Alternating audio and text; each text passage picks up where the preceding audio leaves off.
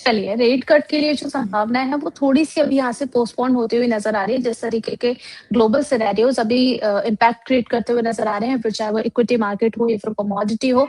And साथ ही साथ हम ये समझना चाहेंगे यहाँ पर आपसे कि जो लोग इस वक़्त भी सोने-चांदी के अंदर फँसे हुए हैं, क्या अभी जो प्राइसेज़ चल रहे हैं, वहाँ से उन्हें एग्ज़िट का मौका देख लेना चाहिए? या होल्ड करके चल सकते सिमिलर हैं? क्वेश्चन हमने कल भी आंसर किया था, दूसरे फोरम्स पे हमने क्लियरली मेंटेन किया था। जिन लोगों ने बाइंग शॉर्ट टर्म के पर्सपेक्टिव से कर रखी है, उनके लिए ये अच्छा निकलने का मौका है। आज सेलिंग देखने को मिलेगी। अब मेरा ऐसा मानना है, थोड़ा सा वेट करें। ट्रेंड अभी चेंज नहीं हुआ है। यस, हायर लेवल से already as we speak silver के प्राइसेस ने भी, they were at one point in time 11% down, now they are down by 9%। So it's a major fall that we are seeing in silver prices. यहाँ पर थोड़ा सा panic नहीं करें, धैर्य रखें। आपको हायर लेवल्स दोबारा से भी देखने को मिलेंगे, जैसा हमने पहले मेंटेन किया। $70 पर आउंस जब तक होल्ड कर रहा है, ट्रेंड अभी चेंज नहीं हुआ।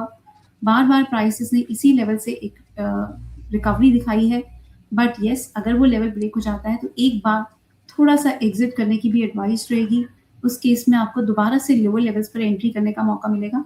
लॉन्गर टर्म पर्सपेक्टिव से स्टिल इवन दो $70 का लेवल ब्रेक हो भी जाता है, तो भी हम नहीं मानते कि $56 पर आउंस का लेवल ब्रेक नहीं होगा, बिकॉज बहुत सारे शिफ्टिंग डायनेमिक्स हैं और ये बहुत जल्दी जल्दी चेंज होते हुए नजर आते हैं। सो थोड़ा सा आपको अपडेटेड रहना पड़ेगा जो भी डेवलपमेंट्स देखने को मिल रही हैं। बट अगर मैं सिर्फ एक लेमैन की पर्सपेक्टिव से देखती हूँ, जो इन सारी डेवलपमेंट्स को नहीं ट्रैक कर सकता, गोल्ड एंड सिल्वर अभी भी एक स्ट्रक्चरल बुल रन में है। अगले 2 से 3 साल के लिए आपको अगर शॉर्ट टर्म में डिप्स देखने को मिलेंगे भी, तो वो रादर देन पैनिक आपके लिए बाइंग की अपॉर्चुनिटी बनेंगे। इवन दो 2,25,000 का लेवल ब्रेक हो सकता है, इसकी पॉसिबिलिटी है, और 1,80,000 का लेवल आ सकता है सिल्वर में। बट वो भी एक एक्यूमुलेशन का ही लेवल रहेगा। इवन दो हम भी यही एडवाइस करेंगे कि अगर 2,25,000 का लेवल ब्रेक होता है, तो आप एक बार जरूर एग्जिट करें और दोबारा से लोअर लेवल्स पर एंट्री करें। पर जो फिजिकल के बायर्स हैं, वो अभी भी बने रह सकते हैं, बिकॉज इस साल के एंड तक अभी भी काफी तेजी की पॉसिबिलिटी नजर आ रही है। और जिस तरीके से geopolitical flash points pan out करेंगे, ट्रेंड लार्जली पॉजिटिव रहेगा। मैं एक और एग्जाम्पल साइट करना चाहूंगी, उर्वशी। जब कोविड का पीरियड आया था, तब इमीडिएट हमने गोल्ड एंड सिल्वर के प्राइसेस में भी एक नेगेटिव रिएक्शन आते हुए देखा था। बट जी। उसके बाद से देखें तो 2020 के बाद से सिल्वर के प्राइसेस एंड गोल्ड के प्राइसेस ऑलमोस्ट 350% से भी ज्यादा के वो रिटर्न्स दे चुके हैं। सो ऐसे क्राइसिस में एक बार मार्जिन कॉल्स की वजह से थोड़ा सा प्रेशर देखने को मिलता है, शिफ्टिंग डायनेमिक्स की वजह से। बट अगर हम स्ट्रक्चरल ट्रेंड को आइडेंटिफाई करें, तो अभी investors rather than the fiat currency, they want to own the hard assets. सो जिस तरीके से डॉलर में ओवरऑल कॉन्फिडेंस कम होता जा रहा है, हार्ड एसेट ट्रेड को काफी ज्यादा बढ़ावा मिल रहा है। सो ये हार्ड एसेट ट्रेड अभी, I think it will continue to dominate the market trends. So बने रह सकते हैं ओवरऑल। यस, शॉर्ट टर्म में थोड़ा सा पेन नजर आ रही है। ओके मैम, यहाँ पर थोड़ा-सा ईटीएफ में भी हम समझना चाहेंगे, क्या अभी लेवल्स बन रहे हैं यहाँ पर अगर एंट्री करनी है तो? या फिर अभी भी थोड़ा-सा इंतज़ार करके चलें, क्योंकि ग्लोबल सिनेरियोज़ की वजह से किस स्पाइक अप तो यहाँ पर भी आता हुआ नज़र आया है। सो ऋषि, इसमें स्ट्रेट आंसर यही रहेगा कि करंट लेवल पर थोड़ा सा वेट करें। आप स्टैगर्ड वे में रादर एंट्री करेंगे तो बहुत फायदा मिलेगा आपको। एक ही लेवल पर हर किसी के लिए पॉसिबल नहीं है मार्केट को टाइम करना। We are in this field और हम डायनेमिक वे में भी इसको ट्रैक करते हैं, टैक्टिकल एंड स्ट्रैटेजिक एलोकेशन की बात करते हैं। बट अगर आप टाइम नहीं कर सकते मार्केट को, तो best way to buy silver ETF is in a staggered way. आप हर फॉल पर थोड़ा थोड़ा एक्यूमुलेट करेंगे, तो आपको लॉन्गर टर्म में आपके रिटर्न्स काफी हद तक एनहांस हो जाएंगे। बिकॉज हर किसी के लिए जियोपॉलिटिकल डेवलपमेंट्स को या मैक्रो इकोनॉमिक डेवलपमेंट्स को हर मिनट पे ट्रैक करना पॉसिबल नहीं रहता। We are here to guide you, but still आप बेटर रहेगा अलग अलग लेवल्स पर बाइंग करें। लॉन्गर टर्म में आउटलुक अभी भी पॉजिटिव है, जैसे मैंने बात की। सिल्वर के यूज केसेस बहुत ज्यादा बढ़ते जा रहे हैं, that will keep supporting silver prices and silver BeES as well.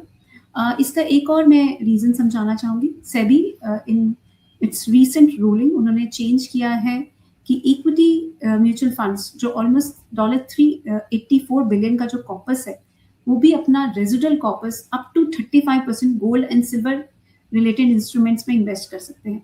सो वहां से भी काफी इंक्रीमेंटल डिमांड निकल के आएगी, that will continue to support gold and silver prices. Already strong ETF inflows हम आते हुए देख रहे हैं। सेंट्रल बैंक की बाइंग बहुत स्ट्रॉन्ग है।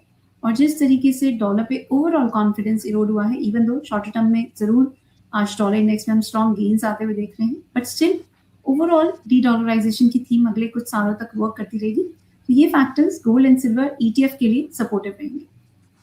ओके मैम, आपने कई सारे हमारे दर्शकों के सवालों के जो जवाब थे वो अपने इन आंसर्स में जो है कवर कर दिए, लेकिन कुछ यहाँ पर जो है वो अपने स्पेसिफिक कुछ खरीदारी है उसको लेकर के जानना चाह रहे हैं। नीरज जी का सवाल है, कह रहे हैं कि मैम मैंने 2.98 में सिल्वर खरीदी है, अब क्या करना चाहिए, बेच दें या फिर थोड़ा सा यहाँ पर वेट करके चले? अगर आपने 2.98 पे खरीदी है तो अभी बने रह सकते हैं, though it's a major resistance, we were seeing this as a major 2.99 we were seeing as a major resistance. Still अभी आप बने रह सकते हैं, 1 से 2 दिन थोड़ा सा पेशेंस रखें, किस तरीके से सिचुएशन पैन आउट होती है। मैं अगेन वही मेंटेन करूंगी, 2,25,000 एक बहुत इंपॉर्टेंट सपोर्ट एरिया रहेगा। जब तक ये होल्ड कर रहा है, ट्रेंड अभी चेंज नहीं हुआ, यस थोड़ा प्रेशर जरूर है, तो आपको पैनिक ना करें, इस प्रेशर में वेट कर सकते हैं, बट ध्यान रखिए 2,25,000 के लेवल की ऑन अ क्लोजिंग बेसिस। चलिए ठीक है। नेक्स्ट अंकित भट्ट जी का सवाल है, कह रहे हैं इन्होंने टाटा गोल्ड लिया है 17 के रेट पर और टाटा सिल्वर बाय किया है 27 के रेट पर, यहाँ पर क्या स्ट्रेटेजी होनी चाहिए ma'am? Urvashi, due to some technical glitch, I have not been able to get your question clearly. आप दोबारा रिपीट करेंगे? बिल्कुल मैम, यहाँ पर अंकित जी का क्वेश्चन है, कह रहे हैं कि टाटा गोल्ड इन्होंने खरीदारी की है 17 के रेट पर और साथ ही साथ टाटा सिल्वर इन्होंने बाय किया है 27 के रेट पर, यहाँ पर क्या स्ट्रेटेजी होनी चाहिए ये आपसे जानना चाह रहे हैं। टाटा गोल्ड में देखें तो 17 के लेवल पर ही एक रेजिस्टेंस इमर्ज हो रहा है, थोड़ा यहाँ पर प्रेशर देखने को मिल सकता है आपको, यहाँ पर पॉसिबली 15.2 15.3 तक का डाउनसाइड देखने को मिल सकता है, बट अभी बने रह सकते हैं। इसमें मैं आपको एक स्टॉप लॉस जरूर एडवाइस करना चाहूंगी, आपका एक की स्टॉप लॉस रहेगा 13 के लेवल पर। 13 थोड़ा सा डीप जरूर है, पर यही स्टॉप लॉस अप्रोप्रिएट रहेगा अगर आप इसको लॉन्गर टर्म में राइड करना चाहते हैं। स्ट्रक्चरली ट्रेंड में चेंज अभी नजर नहीं आ रहा है, trend is still positive. Yes immediate में अगर देखें शॉर्ट टर्म में तो 17 एक मेजर रेजिस्टेंस की तरह इमर्ज हो रहा है, so some downside is quite likely, but 13 के स्टॉप लॉस के साथ इनफैक्ट अगर आप चाहें तो 13.6 का भी एक स्टॉप लॉस रख के होल्ड रख सकते हैं। और आपने दूसरा क्वेरी आप Urvashi Tata silver ji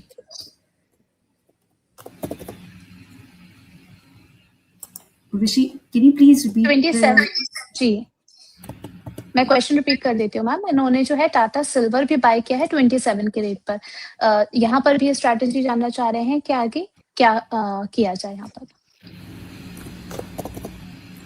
Allow me a minute, I've not been able to find. आप नेक्स्ट क्वेरी लेंगे उर्वशी, बिकॉज अभी I am not able to track this price, just allow me a minute.